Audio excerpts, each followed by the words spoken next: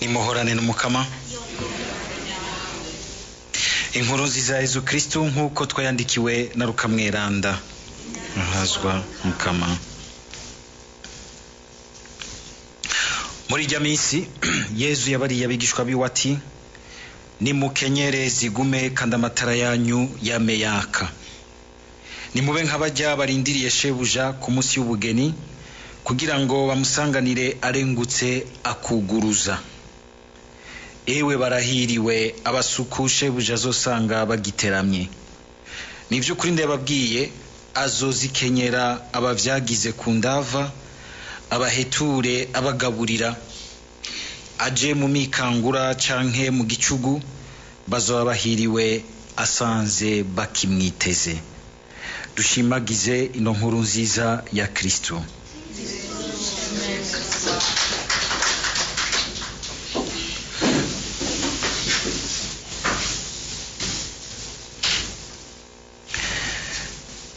Mu gisomwa ca mbere mw'ibaruwa tumaze igihe turiko turazirikana, ibaruwa Paulo yandikiye abaromani, uyu munsi turumva atuzirikanisha kuri iki cyumviro gikomeye cyane kirimo inkuru nziza koko, inkuru nziza y'ubukiriro ko inema ikomoka muri Yezu Kristo irengeye na kure amagara make y'umuntu akura ku mamuko yiwe kuri Adamu, igaheza mbere igatuma haboneka iremwa rishasha ritangaje gusumba n'iremwa rya mbere. Kuko hariho iremwa rya mbere twese dutwaye muri twebwe muri Adamu, ryavuye rizananamwo ico gikomere c'igicumuro c'inyanduruko, nikimwumvise Paulo avuga dukura kuri Adamu twese. Ico gicumuro c'inyanduruko caje cinjira mu irema rya mbere, kigaheza igatuma urupfu rwinjira mu buzima nako mu buzima bw'abantu. Aha Paulo ariko aravuga urupfu, nivyo arafatira kuri urupfu rusanzwe rw'umubiri, mugabo agomba kuvugana cane cane rwa rupfu rw'akagirire, urupfu rw'umutima, urupfu rw'ibihe bidahera, urupfu rwo gutakara kure y'Imana mu muriro udahera kujya dukunze kubivuga mu mvugo y'ukwemera. Ariko kandi akatubwira irema rya kabiri muri Yezu Kristo, hamwe turemwa ubwa kabiri ngo mu mazi no muri mutima mwanda mwibatisimu tukakira Yezu Kristo, agaheza akaturema gushasha mu nema y'Imana, ngo ivyikora birengeye na kure ivy'igicumuro gishobora konona mu buzima bw'umuntu. Nakongera ni inkuru nziza ikomeye cyane, kuko umuntu yihweje ingene abantu turi banyantege nke, munakaraba amagara make y'umuntu, munakaraba ingene mbere nubwo utogira utamagara make y'umuntu, ukabona ingene ubuzima bugenda, ibihanze ubuzima, ibibabaza ubuzima, ivyo vyose ugasanga bifatanye n'ubundi nuko kuntu ikibi cinjiye mu buzima bw'abantu. Muravyibuka mu gitabo c'amamuko ingene Imana iburira Adamu kubera ivyo yakoze bo na Eva, ivyavuye vyinjira mu buzima bw'isi. Nogira nti rero nugutahura neza, hari abantu benshi twe turavuga igicumuro c'inyanduruko, kiriya gicumuro ca Adamu, zawumva ko baza ngo none pati ngivyo bintu mutwigisha, jewe na Adamu dufanike ntiyagikoze, ntivyaheze hariya, bigenda gute ko umenga jewe muguma munyagiriza igicumuro ntakoze? Adamu suwaheze hariya, Adamu ari muri wewe, ari muri jewe. Ni bwabo umuntu bwacu twese dufise twarukana, busanzwe bwarakomerekejwe n'igicumuro kiri mu buzima bw'abantu. None nturi umuntu, Adamu nico atwibutsa, nico atubwira. Adamu Eva ego niko n'abantu babayeho ubwa mbere, ariko kandi si abantu baheze hariya, n'abantu uyu munsi bariho mu bantu b'uyu munsi. Impengamiro ya Adamu na Eva iri muri jewe, iri muri wewe. Ariko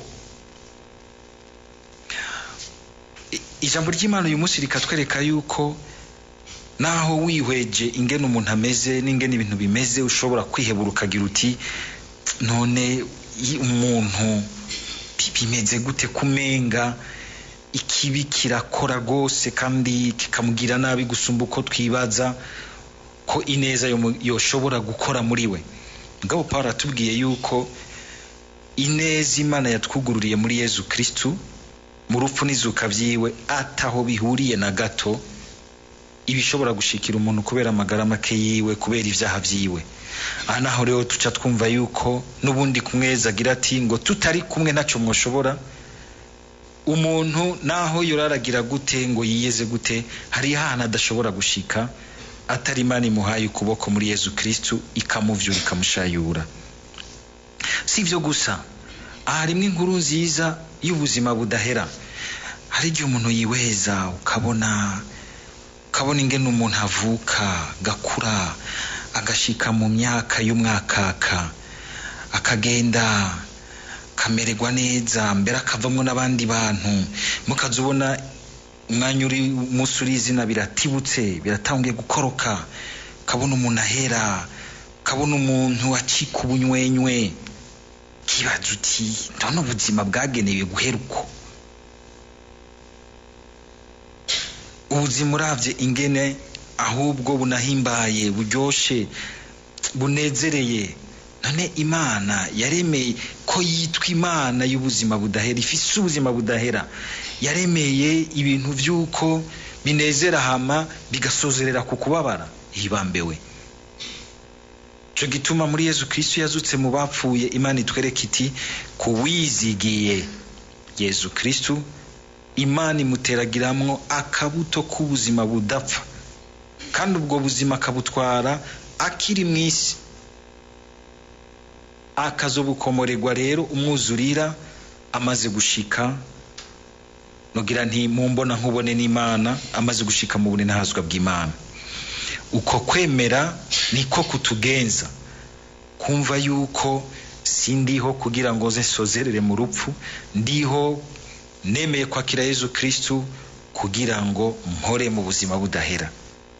Nubwo hariho ubuzima bwo ngaha mw'isi buhera, nubwo hariho igicumuro, hariho ikintu kibabaza, saho bitegerezwa guherera. Imana irafise ukungene itwara ibintu mu mwana wayo Yezu Kristu, kuyikundiye vyose bisozerera heza. Mu nkuru nziza Yezu akatwereka yuko n'ubundi iyo nkuru nziza twayizigama muri twebwe igaciduha kwama tugavye, kwama twumva yuko duhagaze muri yo, kwama turi abantu ugira nti bafise umuzirikanyi kabutse kandi ukeye, badahwikiwe, batari mw'itiro ry'urupfu. Iri tiro nogira nti ridutuma twiyobagiza Imana, tukiyobagiza urukundo rw'Imana, tukabaho nk'uko umenga ntaco bitwaye, tukabaho nk'uko umenga ntitwumva iyo turiko turagenda. N'amajambo kumbure yobwirwa abantu bose bari nogira nti mu buzima bushushe, bakiri bato, nakiri muto nashobora kwibaza yuko bizoshika nawe agasaza agahwera. Ntavyiyumvira, ntibibaho, kandi birumvikana kuko ivyo ntavyazi, ntavyariyumvamo, ntarumva ikintu nogira nti kimanyutse kimuvuye ko c'ubuzima kigiye ko hinjiye ahubwo ingoroji, ntaravyumva. Abashaje ntimuze muri dogera, bakiri bato ntibaravyumva, gusa bategure bashobore gutahura aho ivyo abakuze bagezemwo, hanyuma bitegurire nabo, kuko ukungene bazoba muri ico gihe ibintu bizotangura kuza amagara baherako, bazobibamwo neza mu kungene biteguye bakiyafise ico bayakoresheje, kuko yo yaragenda mugabo ico yakoresheje kikakugumamwo. Ariko Yezu akatwereka yuko n'umuntu naho yoba afise amagara make y'umubiri ashobora kuguma ari umuntu agavye, ugasanga afise umuzirikanyo ukeye urimwo umuco w'urukundo rw'Imana, urimwo umuco w'urukundo rw'Imana. Mukayaga ukumva yuko naho iyo bari mu bintu bibabaza gute arafise amajambo arimwo ubuzima, umwumvirije ukava hafi yiwe wumva umenga urahimbawe n'ubuzima, kandi ubona ari umuntu umenga ubuzima bwaramuhezeko kubiboneka vy'umubiri vy'inyuma, ariko muganiriye ukumva umutima wiwe. Hari abantu bagiye baraganira nk'akarero na Martin Robin, uyu amafoye dusharita komokako, umuntu yariwe n'ububabare bwajyamitse ngaho imyaka n'iyindi, asigaye atunzwe n'ukaristiya gusa. Mugabo umupagani umwe atari umupagani asanzwe atemera iby'Imana, mugabo umwe agwanya iby'Imana, agiye kuyaga nawe amajambo amuvamwo agasohoka avuga ati muri iyi si je naho ntemera Imana nta muntu ari bwaganire nawe numve kwa nkunze nk'uyu muntu. Mukanya gatonya bavuganye kubera ubuzima buri muri we, kubera ubuzima buri muri we, kubera ko yamagavye, yama ari uko kugaba suruhagarara, suruhagarara, ahubwo nukugumana ijambo ryiza ry'umuco, nukugumana ineza mu muzirikanye no mu mutima wacu, nukuguma tugavye. Harimwo uruhande rumwe go kwirukana inabi, kwiyama inabi ntiyinjire mu gasengero k'umutima wacu n'umuzirikanye wacu, ariko kandi harimwo no gukora neza, no gukora neza kugira ngo uretse ikibi dusohoye mu gasengero k'umutima wacu aho Imana igerera, dukora ibyiza bishariza.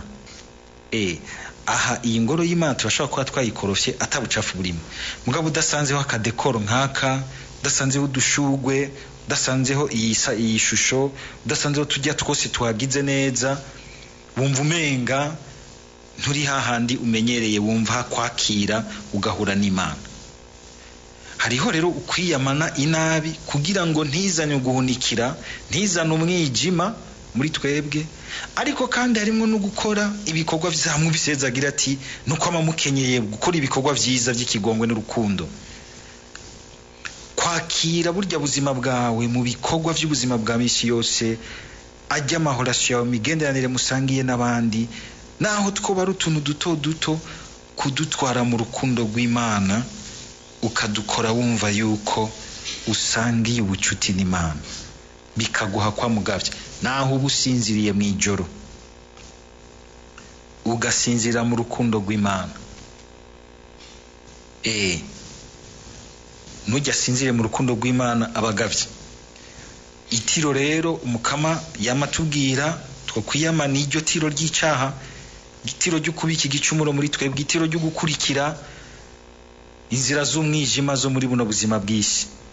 Dusaba umukama rero kugira ngo yamaturinda iryo tiro, kuko rirashobora kudutera mu buryo bwinshi, mu kwimenyera, mu gusanga umenga ivy'Imana wamaze kwimenyera, ugasanga wabisinziririyemwo ntibiriko biragukabura. Mu Mana twese turategerezwa kwama twiteguriye kwakira igishasha kidutuma tuba mu gihagararo c'umuntu umuzirikanye ukabutse. Sugusinzira mu bisabisho, ahubwo igisabisho kikatuvyaramwo uko abantu bahagaze biteguriye gukorana n'Imana, gukorera umukama, kuba en tenue de service. Ukwitegurira Yezu neza sukuguma urya amasakramentu nk'usinziriye gusa bagaburira ngaho, ntugukora ubutumwa kandi umuntu akumva ati turiko dukorana n'Imana, kamuri en tenue de service. Ukugumana na Yezu niko nikiyago nawe kivyara ibikorwa bizima vyeranda by'abakorana n'Imana. Ivyo bintu ntituvyibagire. Hari abantu benshi basigaye baza kugumana na Yezu no kugenda guhera mu vyumba vy'amasengesho, cyangwa ugasanga ni nevene kuri nevene, none uzoyivamo ryari uje gukora ivyo wavuganye na Yezu muri nevene. ana bakibaza bati nukuguma dukora gusa bakima umwanya Imana wo kuvoma ingoga shasha zo kumva ibyo ariko barakora ko babitumbereza mu ishaka ry'Imana, ugasanga basigaye bakora ibintu ahubwo bibica, bibaruhisha, bibavyaramwo stress, amakanseri n'izindi ngwara nyinshi ziva ku muruho ukuta umuntu akizirikana ikibanza cy'ukuruhukira mu Mana. Tugire Kristo. Mvuze ibigwara bene iryo subwo yuko babigwaye yuko bacumiye ku Mana, oya, biva kuri byinshi. Mugabo hariho bamwe mushobora gusanga babigwaye kubera batigeze banamenye ingene baruhukira mu Mana, birutse n'ibintu gushikaho bimara, bakibagira icarico isabato y'Umukama. Turakeneye umunsi umwe kuzozirikana icarico isabato y'Umukama muri iyi si yiruka iri nko ku gitesi c'icenda, n'imiduga ikaze uyu munsi ntirenze ibitesi 6. Mugara abantu usanga umenga bari nko gitesi c'icenda, ariruka n'umutima ugakwa kumucamo, aho se yibaza ko azobashikiriye ubuzima niyarunda amafaranga menshi. Mugaheza kuyarunda agasanga kuko atigeze aho ikibanza Imana ngo aho ikibanza abandi, yahaye ikibanza gusa umunoni nambu y'ibintu n'amafaranga. Kandi aho yose ugasanga tuko turabatangarira ko turi mu bukene, mutangare mbushitse kure, yaciye he? Aho hano niho hari ikibazo gikomeye, yaciye he kugira ngo ashike haje? Twese turabona ibintu vyakaka umuntu afise, kumva umenga nawe uca, yaciye he? Aho niho handitse ikintu gikomeye. Mwibuke Yesu agira ati ngo ndinzira, ukuri n'ubuzima. Ubwo yaciye mu nzira y'ukuri kw'Imana ishikana mu buzima, koko bijya rimwo n'ubuzima canke n'ibisharizo ariko bitashikana ku buzima. Ariko kandi nk'uko tubizirikanye Yesu akagira ati abari mu buzima nabo badahunikiye mu nabi, ariko kandi bakora kugira ngo ubwami bw'Imana buze mu buzima bwabo no mu buzima bw'abandi bose bari hafi yabo. Dusaba Mukama kwama natwe dukenyeye, zigume twama turi muri tenue de service kugira ngo twakire Umukama kandi dufashanye n'abandi kumwakira ngo hazogarukira azasange dusanganywe. Amen.